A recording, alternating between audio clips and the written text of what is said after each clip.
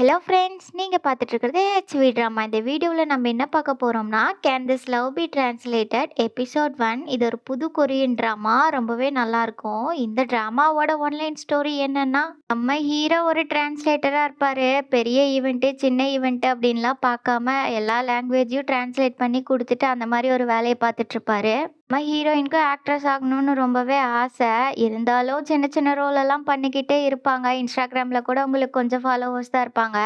அப்ப நம்ம ஹீரோயினுக்கு ஒரு பட வாய்ப்பு ஒண்ணு கிடைக்கும். அந்த படம் பண்ணிட்டு இருக்கும்போது தான் ஒரு கெட்ட விஷயம் நடந்தா நல்ல விஷயம் நடக்கும்னு பெரியவங்க சொல்லுவாங்கல்ல. அது கரெக்ட்டா தான் இருக்கும். இந்த கே ட்ராமா ரொம்பவே நல்லா இருக்க போது. மறக்காம எல்லாம் ஃபுல்லா பாருங்க. வாங்க வீடியோக்குள்ள போலாம்.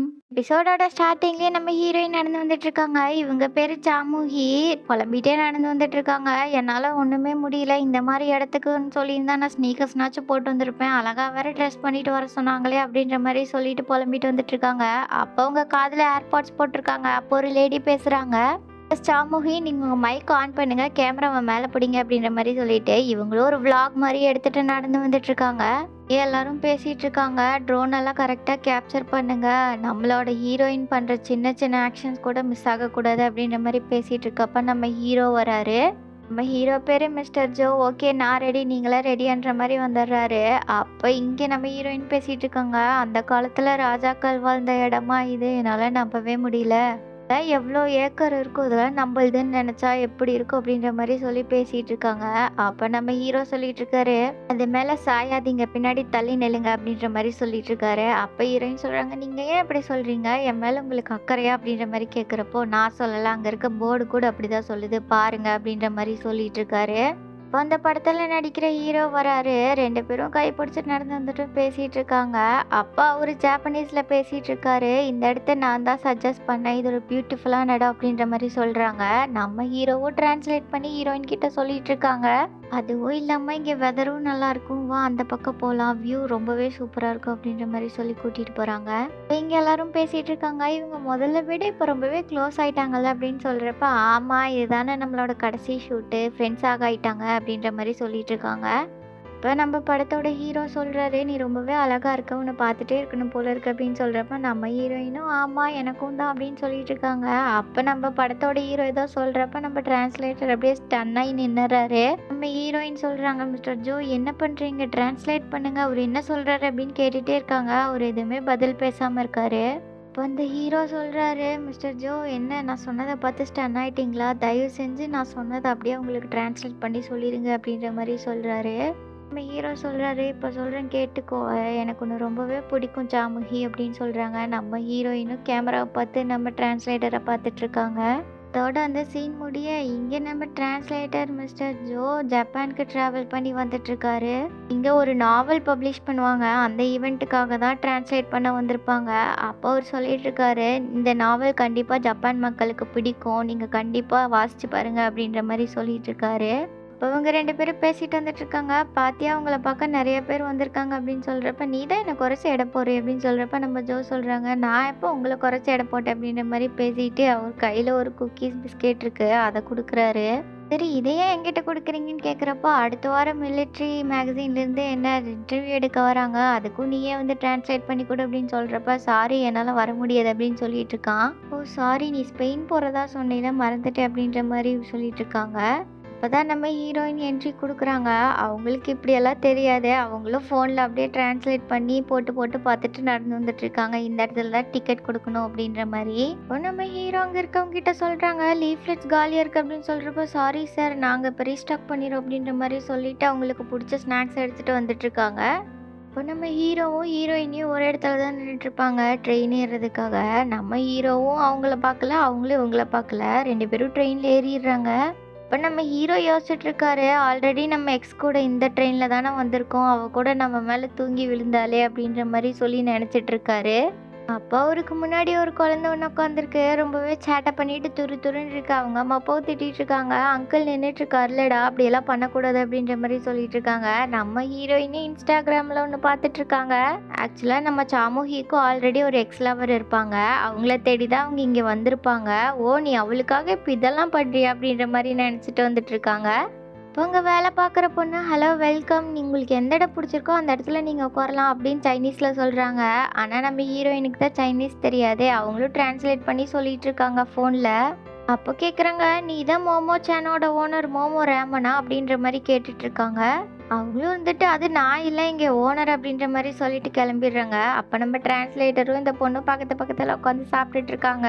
நம்ம சாமுகி ஃபோன்ல டிரான்ஸ்லேட் பண்ணிட்டு இருக்காங்க. மோமோ சேனை யாரை தேடி வந்தாங்களோ அந்த பொண்ணை தேடி தான் நான் வந்திருக்கேன் அப்படின்ற மாதிரி சொன்னதும் அந்த டிரான்ஸ்லேட்டர் லவுட் ஸ்பீக்கர்ல இருக்கும் போல கத்திடுது. இதெல்லாம் பக்கத்துல இருக்கிறது டிரான்ஸ்லேட்டர் தான். ஆனா அவருக்கு எதுவும் தெரியாதுன்னு நம்ம சாமுகி நினைச்சிட்டு இருப்பாங்க. ஆக்சுவலா அவருக்கு எல்லா லாங்குவேஜும் தெரியுமில்ல, பல்பாயிடும்.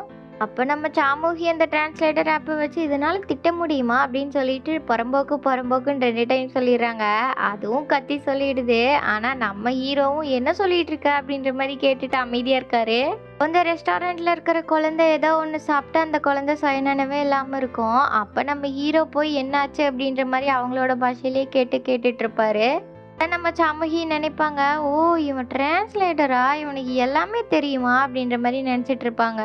அப்ப நீங்க ஹாஸ்பிட்டலுக்கு கொண்டு போய் பாருங்கன்னு தூக்கிட்டு போவாரு. இப்ப நம்ம ஹீரோ வந்து தேங்க்ஸ்ன்னு பேக்கை கேட்குறப்ப அவ கொடுக்க மாட்றா. எனக்கு ஒரு ஹெல்ப் பண்ண முடியுமா, இதுவும் எமர்ஜென்சி தான், ஒரு ஏஐ ஆப்னால டிரான்ஸ்லேட் பண்ண முடியும்னு நினைச்சேன். என்னோட எமோஷன்ஸ் எல்லாம் ஒரு ஏஐனால சொல்ல முடியாது, ஒரு மனுஷனால தான் சொல்ல முடியும், ப்ளீஸ் எனக்காக ஹெல்ப் பண்ணுங்களேன் அப்படின்ற மாதிரி கேட்டுட்டு இருக்கா. உங்கள் லவ்வர் சண்டையெல்லாம் என்னால் டிரான்ஸ்லேட் பண்ண முடியும்னு சொல்கிறாங்க. ப்ளீஸ் ப்ளீஸ் அப்படின்னு அவங்களும் கேட்குறப்ப சரி பண்ணுறேன் அப்படின்னு அவங்களும் சொல்லிடுறாங்க. இவங்க 2 பேரும் இந்த வேலை செய்கிற பொண்ணுக்கிட்ட கேட்குறப்போ தெரியல அப்படின்னு சொல்கிறாங்க. இவங்க 2 பேரும் பொய் சொல்கிறாங்கன்னு நினைக்கிறேன் அப்படின்னு நம்ம சாமுகி சொல்ல, நான் வேணா உங்கள் கேர்ள் ஃப்ரெண்டை கூப்பிடவா அப்படின்னு அங்கே வேலை செய்கிறவங்க சொல்கிறாங்க. இது கேர்ள் ஃப்ரெண்டா அப்படின்னு நம்ம சாமுகி ஷாக்காக, ஒரு வேளை இவங்க கூட தான் அவனோட புது வாழ்க்கையை ஆரம்பிக்க போகிறானோ அப்படின்ற மாதிரி சொல்லிட்டு இருக்காங்க. இப்போ அவனோட கேர்ள் ஃப்ரெண்ட் வந்து நிற்கிறாங்க. பார்த்தா ப்ரெக்னெண்ட்டாக இருக்காங்க. எத்தனை மாதம்னு கொஞ்சம் கேட்டு சொல்கிறீங்களா அப்படின்னு நம்ம சாமுகி சொல்ல, 7 மாதம்னு அவங்களும் சொல்கிறாங்க. விட்டுட்டு போயே 3 மாதம் தான் ஆகுது, அதுக்குள்ளே எப்படி 7 மாதம் ஆகும் அப்படின்ற மாதிரி பேசிகிட்டு இருக்காங்க. இப்போ நம்ம ஹீரோயினையும் கோச்சிட்டு வெளியில் வரல. அந்த பொண்ணு சொல்கிறாங்க, இவங்க தான் சாமுகியா, நான் சொல்கிறத அவங்கக்கிட்ட சொல்லிடுறீங்களா அப்படின்னு ஒரு விஷயம் சொல்லியிருக்காங்க. எக்ஸ்கியூஸ் மீ நெல்லுங்க சாமுகி அப்படின்னு சொல்கிறப்ப, என்ன சொல்ல போகிறீங்க, அவனுக்கு வக்காலத்து வாங்குறீங்களா, அவன் ஹேஷ்டேக் பரதேசி ஹேஷ்டேக் புறம்போக்கு அப்படின்ற மாதிரி எக்ஸட்ரா சொல்லிகிட்டே இருக்காங்க. இப்போ நம்ம டிரான்ஸ்லேட்டர் சொல்கிறாங்க, இங்கே பாருங்கள் என்னை இதில் இழுக்காதீங்க, அந்த லேடி உங்ககிட்ட ஒன்று சொல்ல சொன்னாங்க, அதை நான் சொல்லிட்டு போயிடுறேன் அப்படின்ற மாதிரி சொல்கிறாரு. என் வயிற்றில் இருக்கிற குழந்தை என்னோட எக்ஸ் ஹஸ்பண்ட், இது யூஜின்து கிடையாது, நான் கொஞ்சம் செல்ஃபிஷாக தான் இருக்கேன், எனக்கு வேறு வழி தெரில அப்படின்ற மாதிரி இந்த லேடி சொல்லியிருப்பாங்க. மிஸ் சாமுகியை அவரோட மனசை மாற்ற நினச்சா கண்டிப்பாக நான் அவரை போக விட்டுருவேன் அப்படின்ற மாதிரி சொல்லியிருப்பாங்க. நிஜமா இதுதான் சொன்னாலா அப்படின்னு சொல்கிறப்ப, அவங்க சொன்னதான் நான் சொன்னேன் அப்படின்னு அவரும் சொல்லிட்டு இருக்காரு. ஒருவேளை உன்னால் முடிஞ்சா என்கிட்ட இருந்தா உன்னை பிரித்து கூட்டிகிட்டு போ அப்படின்ற மாதிரி சவால் விடுறாலோ என்னமோ அப்படின்ற மாதிரி சொல்லிட்டு இருக்கா. எப்படி இப்படி சொல்லலாம், நீங்கள் சொல்லுங்கன்னு கேட்குறப்போ, நான் டிரான்ஸ்லேட் மட்டும்தான் பண்ணுவேன், அதெல்லாம் எனக்கு தெரியாது அப்படின்ற மாதிரி நம்ம ஜோ சொல்லிட்டு இருக்காரு. இப்போ இந்த பொண்ணு யூஜின் கிட்ட பேசிட்டு இருக்கப்போ யாரோ கதவை தட்டுறாங்க. எந்திரிச்சு பார்த்தா கடை க்ளோஸ் ஆயிடுச்சு அப்படின்னு சொல்லி திரும்பி பார்க்குறப்ப இவங்க 2 பேரும் வந்து நிற்கிறாங்க. அவங்க கிட்ட ஒரு விஷயம் கேட்கணும். நாங்கள் ஆக்சுவலாக டேட் பண்ணிட்டு இருந்தப்போ அவன் 2-3 மாதம் காணாமல் போயிடுவான், ஃபோன் கூட எடுக்க மாட்டான், அப்போல்லாம் உங்களை பார்க்க தான் வருவானா அப்படின்னு நம்ம சாமுகி கேட்க, உங்களும் ஆமான்னு சொல்ல, நான் தான் ஏமாந்துருக்கேன், அவன் என்னை நல்லாவே சீட் பண்ணியிருக்கான் அப்படின்ற மாதிரி நினச்சிட்டு இருக்காங்க. 2 பேரும் பரிதாபப்பட்டு தான் காதல் பண்ணிக்கிட்டாங்க அப்படின்னு சொல்கிறப்ப நம்ம ஹீரோயின் கோவப்பட்டுறாங்க. ஏன் அப்போ என்ன ரோட்டில் என்ன பிச்சை எடுத்துகிட்டு இருந்தான், இவளுக்கு பரிதாபப்பட்டு வாழ்க்கை கொடுக்க அப்படின்ற மாதிரி சொல்லிட்டு இருக்காங்க. அவன் கண்டிப்பாக என்னதான் தேடி வருவான், ஆனால் நீயும் குழந்தையும் அவனை நம்பி தானே இருக்கீங்க, அவன் திரும்பி வந்தாலும் நான் அவனை ஏற்றுக்க மாட்டேன் அப்படின்ற மாதிரி சொல்லிட்டு இருக்காங்க. கிட்ட ஒன்று சொல்லணும் அப்படின்ற மாதிரி இவங்களும் சொல்கிறாங்க. என்னன்னு கேட்குறப்ப தான் தெரியுது, நாங்கள் ஆக்சுவலாக ஜப்பானில் காலேஜில் படிக்கிறப்ப யூஜின் கூட நான் டேட் பண்ணிகிட்டு இருந்தேன். அப்போ அது எனக்கு தெரியல, அவன் ஆல்ரெடி அவனோட ஹார்ட்டை இன்னொரு பொண்ணுக்கிட்ட கொடுத்துட்டான்னு. யாருன்னு பார்த்தா இந்த ஹீரோயின் கிட்ட தான் டேட் பண்ணிகிட்டு இருந்திருப்பான் அவனும். இவங்கள பார்த்தா எனக்கு என்ன சொல்கிறதுன்னு தெரியல, ஆனால் இவ்வளோ தைரியமாக இவ்வளோ தனியாக இங்கே வந்திருக்காங்க அப்படின்னு சொல்கிறப்ப நம்ம ஹீரோயின் கிட்ட இவங்க சொல்ல வராங்க. நம்ம ஹீரோயினும் வேணாம், எனக்கு எதுவும் சொல்ல தெரிய வேணாம் அப்படின்ற மாதிரி சொல்கிறாங்க. அவள் சொல்கிறத கொஞ்சம் என்னால் யூகிக்க முடியுது அப்படின்ற மாதிரி சொல்கிறாங்க. நான் என்ன பண்ணணும்னு நம்ம ஜோ கேட்க, கடவுளே இப்போ நான் அழுதுற மட்டும் கூடாது அப்படின்ற மாதிரி, சரி நீங்கள் அழாதீங்கன்னு அவன் மேலே சாச்சுக்கிறான். இப்போ சாமுகியும் அழுத மாதிரி காட்டிக்காமல் கடைசியாக போகிறப்ப விரலை காமிச்சிட்டு போகிறாங்க. அதோட மீனிங் உங்களுக்கே என்னன்னு தெரியும். நீ வேணா அதுக்காக இருந்திருப்ப, நான் அதுக்காக கிடையாது, நான் ஒரு பியூர் லவ்க்காக தான் ஏங்கியிருக்கேன் அப்படின்ற மாதிரி சொல்லிட்டு அந்த இடத்த விட்டு கிளம்பிடுறாங்க. இங்கே நம்ம சாமுகி ஹெல்ப் பண்ணதுக்கு ரொம்ப தேங்க்ஸ் அப்படின்னு சொல்கிறப்ப அவரோட கிஃப்ட் நம்ம மிஸ்டர் கிம் கொடுத்துருப்பாருல்ல, அந்த கிஃப்ட் எடுத்து கொடுக்குறாங்க. ஆனால் இதுக்கு வேணா பே பண்ணிடுறேன் அப்படின்னு சொல்கிறப்ப, இல்லை ஆக்சுவலாக எனக்கும் இது கிஃப்டாக தான் வந்தது, இப்போனா நம்ம டின்னர் சாப்பிட்லாமா, நான் ஏதாவது உங்களுக்கு பண்ணணும் அப்படின்ற மாதிரி சொல்லிட்டு இருக்கா நம்ம சாமுகி. நம்ம ஜோவும் இல்லை பரவாயில்ல நான் பார்த்துக்கிறேன் அப்படின்னு சொல்லிட்டு இருக்காங்க. ஹெல்ப் பண்ணதுக்கு ரொம்பவே தேங்க்ஸ் ஜோ அப்படின்ற மாதிரி சொல்லிட்டு அவங்களும் கிளம்பிடுறாங்க. இப்போ நம்ம ஹீரோ அந்த பொண்ணு சொன்னதே நினச்சிட்டு இருக்காங்க. இந்த பொண்ணு ரொம்பவே தனியாக இருப்பா அப்படின்ற மாதிரி சொல்லியிருப்பாங்க. இவங்களும் அதையே நினச்சிட்டு இருப்பாரு.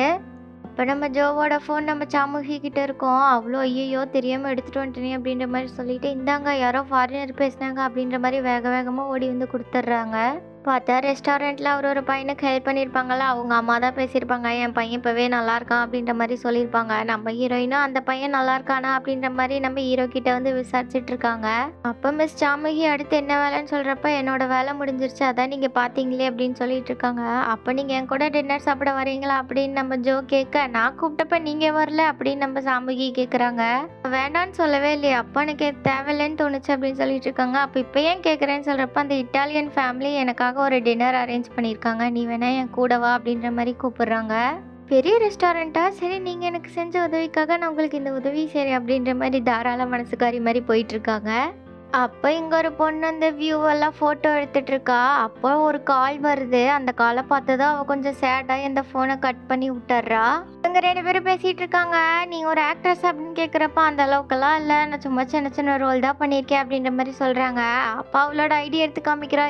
க்ரூக்ஸ் படம்லாம் நடிச்சிருக்கீங்களா, நான் அந்த படம்லாம் பார்த்துருக்கேன் அப்படின்னு சொல்லிட்டு இருக்காரு. இந்த படத்தில் இந்த சீனில் வருவேன் தானே கேட்குறீங்க, சும்மா வந்துட்டு போவேன் அவ்வளோதான், அதுக்கு தான் என்னை ஹீரோயின் எல்லாம் சொல்லாதீங்கன்னு சொன்னேன் அப்படின்ற மாதிரி சொல்லிட்டு இருக்காங்க. பட்டாசு வெடியெல்லாம் பயங்கரமாக இருக்கும் பண்டிகை, ஆனால் எனக்கு கிடையாது, பெரிய ஆளுங்களுக்கு தான் அந்த மாதிரி பண்டிகைலாம் அப்படின்ற மாதிரி சொல்லிட்டு ஃபீல் பண்ணிட்டு இருக்காங்க. அப்போ நம்ம சாமுகி நம்ம ஜோவை ஃபோட்டோ எடுத்து அவங்களோட ஐடியில் போஸ்ட் பண்ணியிருப்பாங்க, புதிய தொடக்கம் அப்படின்ற மாதிரி. ஃபோட்டோலாம் எடுக்கலையா அப்படின்னு நம்ம சாமுகி ஜோவை கேட்க, என்னோட ஐடி 9989 ஃபாலோவர்ஸ், ரொம்ப கேவலமாக இருக்குல்ல அப்படின்ற மாதிரி சொல்லிட்டு இருக்காங்க. 10,000 வரைக்கும் இன்னும் கொஞ்சம் தான் இருக்குது, வந்தால் பரவாயில்ல அப்படின்னு சொல்கிறப்ப நம்ம ஜோ கேட்குறாரு, இப்போ நான் உனக்கு ஃபாலோ பண்ண அவ்வளோதானே அப்படின்னு கேட்குறப்ப, அது ஒரு பெரிய விஷயம் இல்லை, நம்ம 2 பேரும் ஃபாலோ பண்ணிக்கலாம் அப்படின்னு கேட்குறப்ப, நான் ஒரு செலிப்ரிட்டியை ஃபாலோ பண்ண மாட்டேன், நான் ஒன்றும் அவ்வளோ பெரிய செலிப்ரிட்டிலே கிடையாது அப்படின்னு நம்ம சாமுகி சொல்ல, யாருக்கு தெரியும் நாளைக்கே உங்களுக்கு மில்லியன் கணக்கில் ஃபாலோவர்ஸ் வந்தாங்கன்னா எப்படி இருக்கும் அப்படின்ற மாதிரி சொல்லிட்டு இருக்காரு நம்ம ஜோ. இடத்துக்கு ஏற்கனவே வந்திருக்கீங்களா அப்படின்னு நம்ம சாமுகி கேட்க, ஆமாம் இதுக்கு முன்னாடி என் கூட வந்தவங்களுக்கு நான் இந்த ஐலாண்டை கிஃப்ட் பண்ணணும்னு அவங்க கேட்டாங்க, இன்னைக்கு அவங்களோட பர்த்டே, அதனால தான் அவங்க ஞாபகம் வந்ததுன்னு வந்தேன் அப்படின்னு சொல்கிறாங்க. ஏதாவது ரெஸ்டாரண்ட், அங்கே தான் ரெஸ்டாரண்ட் ரொம்ப தூரம் கூட்டிகிட்டு வந்துட்டு இருக்காங்க. அப்போ நம்ம சாமுகி சொல்கிறாங்க, என்னதான் பிரச்சனை இந்த ஆளுக்கு எவ்வளோ தூரம் கூட்டிகிட்டு வந்துட்டாங்க அப்படின்னு சொல்லிட்டு இருக்காங்க. நம்ம சாமுகி சொல்றாங்க, ரெஸ்டாரண்ட் இந்த பக்கம் தான் அப்படின்னு சொல்றப்ப, இல்லை இந்த பக்கம் தான் அவங்க சொல்றாங்க. இந்த பக்கமா இருந்தா எனக்கு என்ன நீங்க ஃபாலோ பண்றீங்களா அப்படின்னு நம்ம சாமுகி கேட்குறாங்க. அது ரொம்ப முக்கியம்ல அப்படின்னு நம்ம ஜோ சொல்ல, நம்ம சாமுகி போய் அங்கே இருக்கிறவங்க கிட்ட கேட்குறாங்க, ரெஸ்டாரண்ட்டுக்கு இந்த வழி தானே அப்படின்னு சொல்கிறப்ப ஆமான்னு சொல்லிடுறாங்க. இவங்களும் வந்து உடனே என்னை ஃபாலோ பண்ணுங்க, ரெஸ்டாரண்ட்டுக்கு இந்த வழி தான் அப்படின்ற மாதிரி சொல்லிட்டு இருக்காங்க. அப்போ நம்ம ஜோக்கு திடீர்னு கால் வருது, ஜின்சங் சொல்லு அப்படின்னு அவங்க கேட்குறாங்க. எங்கே இருக்க, இன்னைக்கு ஜீசன்ஸோட பர்த்டே, ஆனால் அவள் காணாமல் போயிட்டா, எங்களுக்குள்ள கொஞ்சம் சின்ன சண்டை அப்படின்ற மாதிரி சொல்லிட்டு இருக்காங்க. ஃபோட்டோவை பார்த்தா அவள் ஜப்பானில் தான் இருக்க மாதிரி தெரியுது, நீ கொஞ்சம் ஹெல்ப் பண்ணுறியா அப்படின்ற மாதிரி அவனோட ஃப்ரெண்டு கேட்க, நம்ம ஜோவும் நம்ம சாமுகி கிட்ட சொல்கிறாங்க, நம்ம சாமியும் ஒன்றும் பிரச்சனை இல்லை, நான் போய்க்கிறேன், நீ போய் அந்த வேலையை பாரு அப்படின்ற மாதிரி சொல்கிறாங்க. இப்போ நம்ம ஜோவும் வேகமாக ஓடி போய் அந்த பொண்ணை தேடிட்டு போயிட்டு இருக்காங்க. அந்த பொண்ணு ஒரு வழியாக கிடைச்சிட்றா. அப்போ அவனோட ஃப்ரெண்டு கூப்பிட்றான், சரி ஒரு வழியாக அந்த பொண்ணு கிடைச்சிருச்சு, நம்ம ஃப்ரெண்டுக்கிட்ட சொல்லிடுறன்ற மாதிரி சொல்கிறான். நம்ம சாமுகிக்கு ஒரு பட வாய்ப்பு கிடைச்சிருக்கு, அது ஒரு சீன் தான் இந்த சீனு, அது ஒரு ஹாரர் த்ரில்லர் மூவி தான். அதுலேருந்து ஒரு கையை ஸ்ட்ரெச்சரில் இழுத்துட்டு வர மாதிரி ஒரு சீனு, அவளும் இழுத்துட்டு வந்துட்டு இருக்கா. எல்லாத்தையும் அப்படியே உயிரோடு இருந்து கொல்ற மாதிரி, நம்ம சைக்கோ படம் மாதிரி தான் இந்த படமும். எப்படி இருந்துச்சு அப்படின்னு அந்த டைரக்டர் கேட்க, ஸ்கிரிப்ட்ல இருந்துட்டு ரொம்பவே கொடூரமா இருக்கு அப்படின்னு நம்ம சாமுகி சொல்லிட்டு இருக்காங்க. இன்னுமே கொஞ்சம் மியூசிக்லாம் நல்லா பயப்படுற மாதிரி போடலான் இருக்கேன், அதுவும் இல்லாமல் இன்னைக்கு தான் கடைசி நாள், இந்த படம் நல்லா ஹிட் ஆகும்னு நினைக்கிறேன் அப்படின்ற மாதிரி டைரக்டர் சொல்லிட்டு இருக்காங்க. அப்போ நம்ம சாமுகி கிட்ட ஒருத்தர் வந்து, மேடம் இன்னைக்கு தான் லாஸ்ட் டே, ஆனால் இந்த படத்தோட கதை எனக்கு இன்னுமே புரியல, இது காமெடி படமா த்ரில்லர் படமா அப்படின்ற மாதிரி கேட்குறாங்க.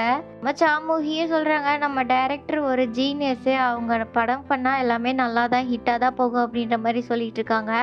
இங்கே பாருங்க, ஃபைட் சீன்ல எல்லாருமே டைரக்டர் கூட சண்டை போட்டுட்டு இருக்காங்க அப்படின்ற மாதிரி சொல்றாங்க. நம்ம ஹீரோயினையும் சரி யாருமே இல்லை, நானே அந்த ஸ்டண்ட்டை பண்றேன் அப்படின்ற மாதிரி சொல்றாங்க. இப்போ டைரக்டர் வந்து ரொம்பவே தேங்க்ஸ், நீங்களே பண்ணுறேன்னு சொன்னதுனால எங்களுக்கு ரொம்ப நல்லதாக போச்சு அப்படின்ற மாதிரி நின்றுட்டு இருக்காங்க. ஆக்சுவலாக அது என்ன சீன்னா, மேலேருந்து அப்படியே டைவ் ஆகி கீழே சூசைட் பண்ணிக்கிற மாதிரி ஒரு சீனு, நம்ம ஹீரோயினும் அப்படியே விழுந்துடுறாங்க. நம்ம ஹீரோயினும் அப்படியே விழுந்துட்டு பரவாயில்ல நல்லா பண்ணியிருக்கோம்னு நினச்சிட்டு இருக்கப்ப ரோப் வந்து கீழே விழுந்துருது. அவங்களும் கீழே விழுந்துட்டு யோசிச்சுட்டு இருக்காங்க. நான் கீழே விழுந்த செகண்ட்ல எல்லாருமே ஃபெஸ்டிவல் கொண்டாடிட்டு இருந்தாங்க. வானத்துல கலர் கலரா பட்டாசெல்லாம் வெடிச்சிச்சு அப்படின்ற மாதிரி சொல்லிட்டு அப்படியே அழுகையிலேயே கண்ணை மூடிட்டு இருக்காங்க. இந்த நிமிஷத்தோட என்னோட வாழ்க்கையே முடிஞ்சிச்சுன்னு நினச்சேன். ஊரே ஃபெஸ்டிவல் கொண்டாடிட்டு இருக்கப்ப என்னோட வாழ்க்கை இதோட போயிருமா அப்படின்ற மாதிரி நினச்சிட்டு இருக்காங்க. இப்போ இவங்கள ஹாஸ்பிட்டலில் சேர்த்திருப்பாங்க. டாக்டர்ஸ்லாம் சாமுகி கமான் உங்களால முடியும் கண்ணை முழிச்சு பாருங்க அப்படின்ற மாதிரி என்கரேஜ் பண்ணிட்டு இருக்காங்க. முழிச்சு பார்க்குறப்ப தான் தெரியுது இவங்க ரொம்ப பெரிய செலிப்ரிட்டி ஆயிட்டாங்க. ஆக்சுவலாக இவங்க கோமால இருந்திருப்பாங்க 6 மாதம். 6 மாசத்துல என்னென்னமோ நடந்திருக்கும். இவங்களோட ஃபாலோவர்ஸ் லட்சக்கணக்கில் போயிருப்பாங்க. நியூஸ்லலாம் சொல்லிட்டு இருக்காங்க சாமுகி குணமாயிட்டாங்களாமா, சீக்கிரமா அவங்க திரும்பி படம் நடிக்க வரப்போறாங்க அப்படின்ற மாதிரி நியூஸ்லலாம் போட்டுட்டு இருக்காங்க. சாமுகி எந்திரிச்சு உட்காந்து பார்த்துட்டு இருக்கப்பதான் தெரியுது அவங்களோட ஃபேன்ஸ் நிறைய கிஃப்ட் கொடுத்துருக்காங்க. வெல்கம் வேர்ல்ட் மேடம் அகெயின் அப்படின்ற மாதிரி சொல்லிட்டு இருக்காங்க. அப்போ நம்ம சாமுகி ஃபோன் எடுத்து இன்ஸ்டாகிராம் ஃபாலோவர்ஸ் பார்க்குறாங்க. 10 மில்லியனுக்கு மேலே அடிச்சிருக்கு. 10,000 ஃபாலோவர்ஸ் கூட இல்லாமல் இருந்தோம். இது கனவா நிஜமான்னு யோசிச்சுட்டு இருக்காங்க. இதோட இந்த எபிசோட் முடிக்கிறாங்க. ஃபர்ஸ்ட் டைம் நீங்கள் இந்த சேனல் பார்க்குற மாதிரி இருந்தால் லைக் பண்ணுங்கள், ஷேர் பண்ணுங்கள், கமெண்ட் பண்ணுங்கள், சப்ஸ்கிரைபும் பண்ணிடுங்க. நாளைக்கு ஒரு புது எபிசோடில் பார்க்கலாம். Tata, bye bye.